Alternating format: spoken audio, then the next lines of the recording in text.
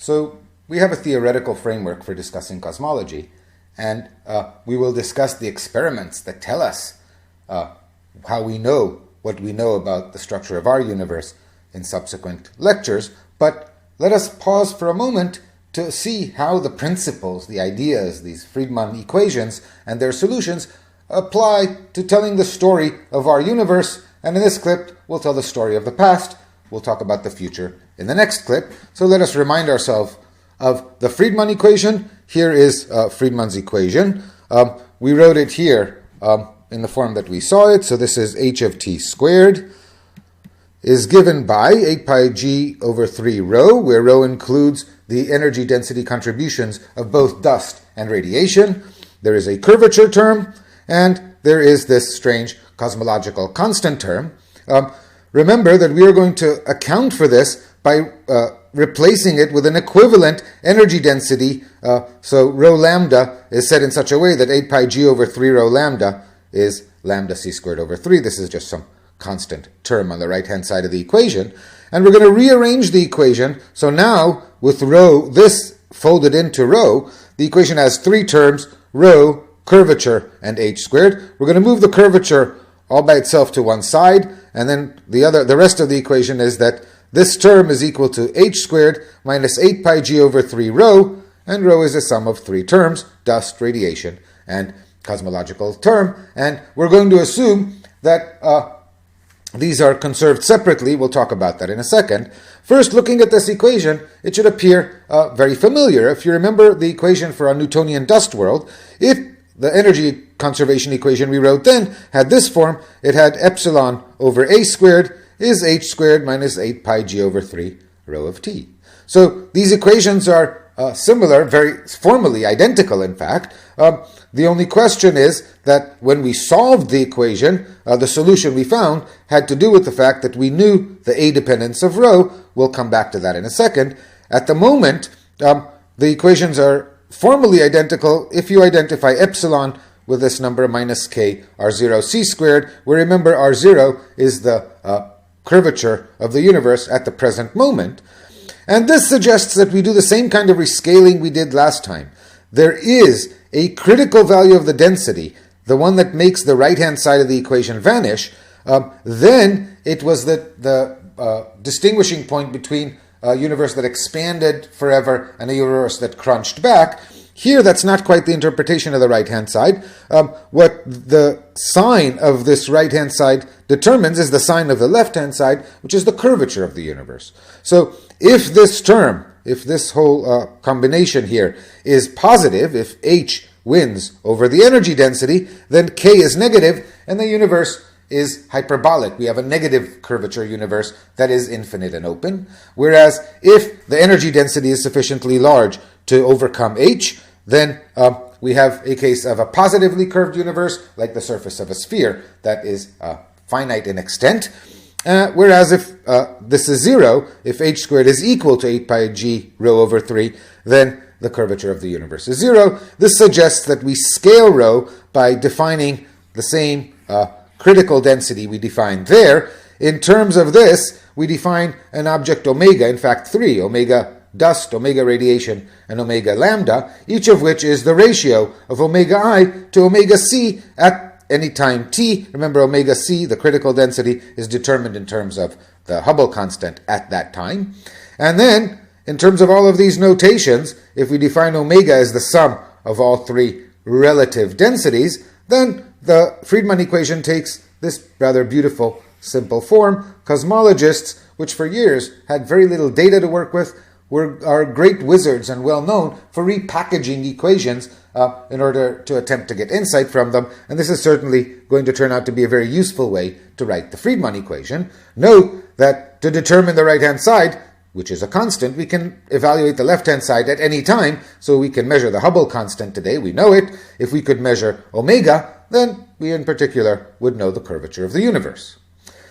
Now, as I mentioned before, we're going to assume that, modulo some caveats that I'll mention later, energy is conserved separately in the form of dust.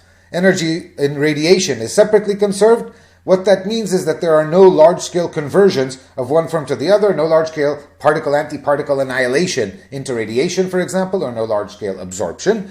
As long as that is true, then we know how these energy densities evolve with the expansion of the universe. We know, for example, that the energy density in dust is diluted as the universe expands by a factor of the scale factor to the -3. As the universe grows, matter is diluted. If all distances double, volumes are multiplied by 8. Since the mass of dust is conserved, what that means is that the mass density decreases by a factor of the volume. On the other hand, radiation density is diluted by the 4th power of the scale factor. The reason, of course, is that 3 of those factors have to do with the fact that the number density of photons, say, decreases as the 3rd power of A because the volume grows, and then the energy of each photon decreases by a factor of 8 because of the cosmological redshift. So radiation is diluted faster than dust.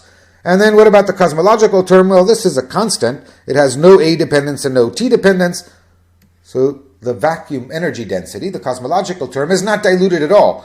If, as the universe doubles in size, the energy density in dark energy is constant. That's one of the weird properties of this object. We interpret it in some way as the energy density of the vacuum, I said. And if that's true, then it's clear that when the volume of the universe becomes larger, there's just more vacuum. And indeed, there is more vacuum energy. And so there is no dilution of the cosmological constant. Just this fact tells us something. It tells us that assuming that all 3 numbers are non-zero, no matter what their values, if you look far enough into the future, then as the universe expands, the dust component is diluted, the radiation component is diluted, but the cosmological term is not diluted. Far enough into the future, the cosmological term is much bigger than either the dust energy density or the radiation energy density, and the universe will be dominated by a cosmological term as long as it's not zero. Far enough into the past, on the other hand, as A of t becomes very small, the fastest growing term as A becomes small is the radiation energy density. Far enough into the past, that very small a, the universe, no matter where you start today, will be dominated by radiation, and this is going to form the guiding light for how we describe the evolution of our universe. So first, what do we know about our universe? Well, here is the data, and as I said, we'll discuss later how we know all these things, but these are the best known values, or some approximation to the currently known values of the energy densities scaled to today's critical density of about a 16th of a proton per cubic meter. And we said a little under 5% of the critical density is in the form of baryons, about 25% in the form of WIMPs or dark matter, a negligible fraction in the form of the cosmic microwave background. And so all of these we sort of discussed how we know them. What we have not discussed, and we will have to come back to, is how we know that the energy density in dark energy is about 74% of the critical density. We will find that out. The salient fact for us, of course, is that if you sum all of these together, you find that the total energy density scaled to the critical density is 1. In other words, it is an observational outcome of this that our universe is flat.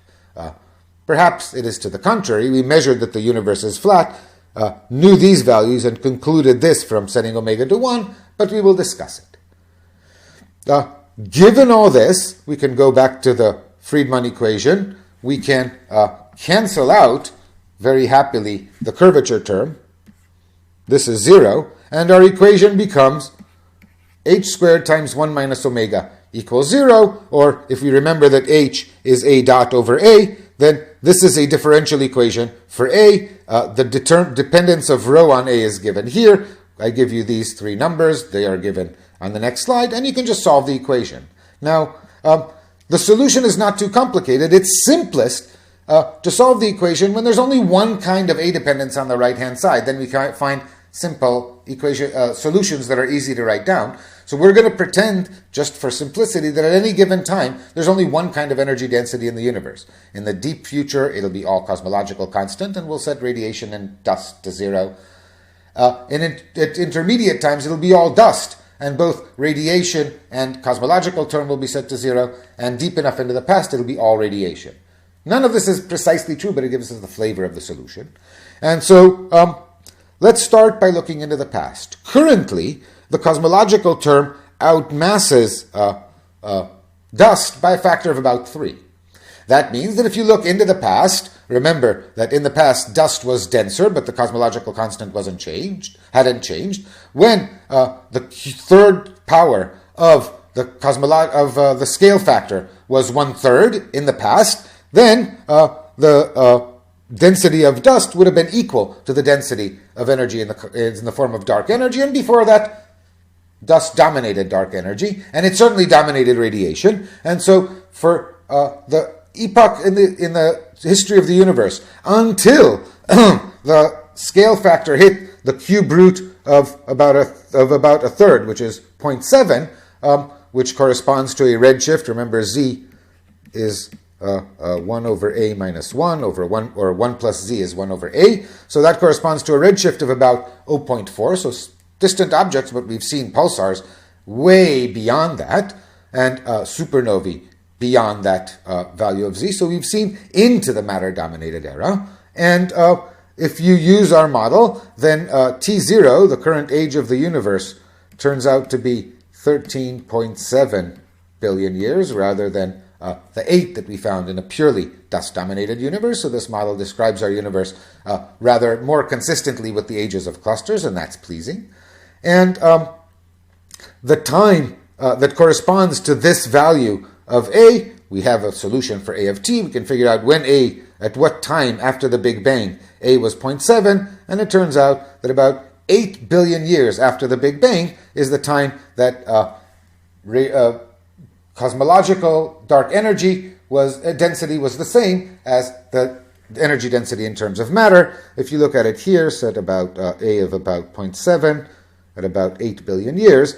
And before this, the universe is effectively dominated by dust. And when the universe is dominated by dust, the Friedmann equation, we said, takes the form of the energy equation for dust world, and it's no coincidence that this graph should look familiar to you. It's nothing other than the epsilon equals 0 critical red graph that we drew in the process of dust world. In fact, the functional form of this graph is that A is proportional, here it is, to the 2/3 power of t, and then all of these factors are inserted to give it the right value at the boundary. So when t is equal to the time of the transition, it's equal to this value, because that's what we know it is. But A grows like the 2/3 power of t. This is a power less than 1, which means the expansion is slowing down, much as it did in dust world. And what that means is this generates a distant redshift relationship, just like the red one we drew for dust world. Remember, that deviated to the right of the Hubble law, which meant that distant galaxies showed redshifts in excess of what the Hubble law would predict. This had to do with the fact that in the past expansion was faster than it is in the present. So this is what we think describes the recent past of our universe. And this obtained up until an age of 8 billion years, so up until about 6 billion years ago, reasonably recently. And as we look back, of course, something interesting will happen in the dim, dark past, because far enough into the past, radiation will have dominated. Remember, in the past, we said radiation dominates. So somewhere at the beginning of this graph is an imprecision, which we will correct. But before we get there, there is one important event in the history of the universe that takes place somewhere in the beginning of this graph, but still within the dust-dominated epoch. And this is what is called last scattering. So let's understand what it is that I'm talking about. What do we need to remember? We need to remember that the past of the universe was denser, of course. Density's scale. So when A was very small, the universe was a dense place. It was also hotter. Today's universe is relatively cool. The cosmic microwave background corresponds to about 3 degree Kelvin. But when A was very small, remember in the past, temperatures were higher. So at small values of A, we had high-frequency, short wavelength photons filling the universe. And what this means is that when you go far enough into the past, hydrogen atoms could not exist. They could not exist because the photons that are now the cosmic microwave background had energies high enough, or ultraviolet photons with energies high enough, to ionize hydrogen. Before that time, there were no hydrogen atoms. If an electron and a proton got together to form a hydrogen atom, a photon would come along and knock that electron out, and so hydrogen atoms were unstable to dissociation. After that time, the average wavelength of a photon became too long to ionize hydrogen, and then hydrogen atoms became stable. Now, this marks a watershed moment in the history of the universe. We call it the time of ionization, or sometimes rather paradoxically recombination, though recombination is a word borrowed from other contexts. In this context, the electrons and protons were not recombining, they were combining for essentially the very first time. Now, we can figure out what the temperature has to be for about half of the hydrogen atoms to be ionized, and that turns out to be on the order of 3,000 Kelvin. That obtained, therefore, when the redshift was about 1,000, so the scale factor was about 1,000th of its current value of 1. All distances were 1,000 times smaller than they are now.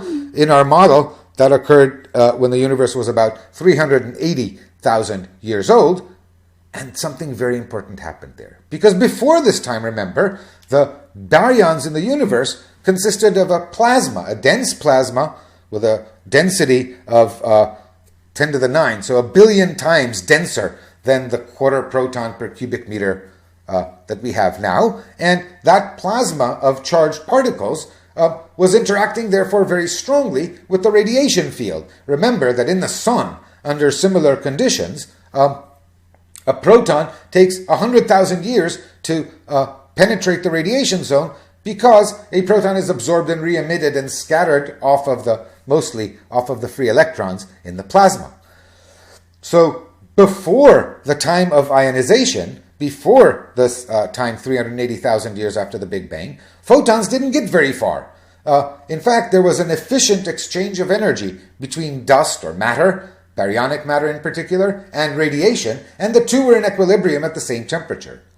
Once hydrogen atoms formed, and the average photon no longer had enough energy to ionize hydrogen, then an interaction between the average hydrogen atom and an average photon resulted in nothing happening, unless the photon happened to be at precisely one of the resonant wavelengths of hydrogen. But most of the photons have just sailed through the universe unimpeded since then. So this last scattering surface is the time when radiation and matter decoupled, and since then, the energy in radiation has indeed been separately conserved, and the energy in matter has separately been conserved, or in dust has separately been conserved, and the two have become out of thermal equilibrium, and the temperature of matter, which is effectively 0 today, is not the same as the 3-degree temperature of the radiation field. More importantly, what happened to those photons after they scattered one last time off the last free electrons before ionization? Well, nothing. They've been soaring through a transparent universe, and these are the photons that we now observe as the cosmic microwave background. So we have a new interpretation of the cosmic microwave background. It is not necessary to go all the way back into the past to gamma rays emitted during fusion processes at 1 billion Kelvin. These photons were last interacting with matter. They last scattered at a temperature of 3,000 Kelvin, and since then have been traveling freely through the universe. So when we see the cosmic microwave background, we are seeing the universe as it was when it was a mere 380,000 years old, and farther into the universe we cannot see, because at previous times the universe was opaque, and any light that was produced prior to this last scattering scattered off of something. So the cosmic microwave background is literally the farthest thing we are able optically to see, not because of causality relations, but just because of the optical properties of the universe. This is a new perspective on the cosmic microwave background, to which we will return shortly. Now, moving farther back in time, we come to a time earlier than the time of ionization, or the surface of last scattering, during which, as predicted, radiation dominated. And so we can figure out when the energy density in radiation was equal to the energy density in dust, because we know their current values, and over time, one is amplified by a of t to the minus 4, one by a of t to the minus 3. The ratio is amplified by a of t. So we need A to B, the inverse of the current ratio. In other words, radiation energy density was equal to dust energy density when distances in the universe were about 10,000th of their current value. This corresponds to a redshift value of about 3,300. Note, larger than the value at last scattering. So last scattering occurred during the matter-dominated era. In terms of time since the Big Bang, the model gives us 55,000 years. So hiding at the very bottom, much too small to see in this figure, of this graph of the dust-dominated era should be, in fact, a copy of this graph. Notice the scale here is tens of thousands of years rather than billions. And so this is a very small initial segment. And then what happens here is an interesting question to which we will return. So this is the early universe. Radiation-dominated universe is interesting. We should pause to ask ourselves, just what do we mean by radiation? Well, radiation is the way we describe all particles that move at relativistic speeds, whose pressures are non-trivial compared to their energy densities. And in a gas of particles, the average energy of a particle is k Boltzmann times T. And if the temperature is such that this is much larger than the rest energy of a particle, then that means that particle is moving at relativistic speeds. So as the temperature gets higher, particles of higher and higher mass will become relativistic. Of course, photons, which have zero mass, are always relativistic. Now, once we are at high enough temperature that some particle species becomes relativistic, then it just behaves almost like a gas of photons. Its energy spectrum is determined by, remember, the Planck law of black body radiation is a property of thermodynamics. So the energy spectrum of a gas of electrons at very high energies is essentially described by the Planck spectrum. The average energy of a particle, of course, is on the order of kBt times 3/2 or some factor like of order 1. The energy density of a gas of relativistic particles at temperature T is given by an expression we've written down before. It's related, of course, to the Stefan-Boltzmann flux, sigma T to the fourth. We divided by a velocity for roughly the same reason that when we computed the number of WIMPs passing through every square meter, what we did is we took the number density of WIMPs and multiplied it by the velocity. Here, to get the energy density, we take the energy flux and divide by a velocity. And of course, the relevant velocity here is the speed of light. There's this factor of 4 that needs explanation. And then there's, for every species of particle, there is a geometric factor of order 1 that our dimensional analysis missed. It's called G. For photons, the value of the number G is 2. Essentially, this counts the number of states a photon of a given energy can have if it's moving in a particular direction. In the case of a photon, there are 2 separate polarization states. It can be right circularly polarized and left circular polarized. We haven't talked about polarization of light, so if that confuses you, just remember that G for a photon is 2. There may be other relativistic particles, depending on what temperature you're talking about, and at every temperature, we need to go through the list and figure out what's relativistic and account for its G. And then, when you have a relativistic gas, then the cosmic expansion redshifts the energies of the particles because they are all described basically the same way as light is. The black body spectrum is preserved, but the temperature declines like 1 power of the scale factor. Because, as you go into the past, the temperatures of the of any relativistic gas increases like 1 over A. If you go far enough into the past, you get to very high temperatures, and at suitably high temperatures, everything becomes relativistic. Deep in the past, in the early universe, there was no dust. All particle species were relativistic. This will become important soon.